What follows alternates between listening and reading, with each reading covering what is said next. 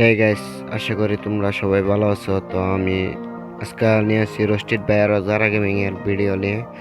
তো জারা গেমিং আর roasted gaming এর আজকে 6-7 মাস ধরে ব্রেকআপ চলতেছে। যে দেখতেছি এই ব্রেকআপ নিয়ে আমার তো ভিডিও বানতেছে। তো আমি ভাবলাম যে আমরা একটা ভিডিও বানাই। তো ভাববো না আবার আমি ভিউসের লেগে ভিডিও বানতেছি কিছু হ্যান ত্যান। তো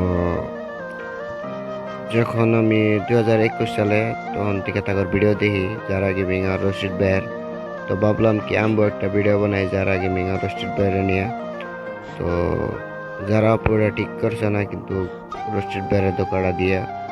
তো যারা যারা তো কেউ নিরাশ রেলে I love you Sai love you video বানায় হ্যান ত্যান বহুত কিছু। রশিদ ভাইয়ের তো এখনো দেখলাম না যেন একটা মেয়ের নিয়ে ভিডিও বানাইতে। খালি যারা দেখি নিরাজ এটা হ্যান ত্যান টন্ডে গেমার বাল চাল ইত্যাদি সবের নিয়ে ভিডিও বানা। তো তোমরা কি বলো গাইস? এটা কি ঠিক? একটা মানুষের 4 বছর বলা হওয়ার পরে মানুষটা যদি হঠাৎ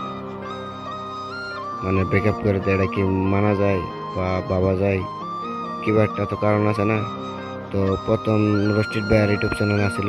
তো মেবি যারা গেমিং রাউটার চ্যানেল খুলে দেয় যে না আমার একটা চ্যানেল আছে, তার একটা চ্যানেল আছে। তো রোস্টেড ভাই আগে যারা গেমিং রে কইছেন যে ভিডিও ছাড়ো তুমি। তো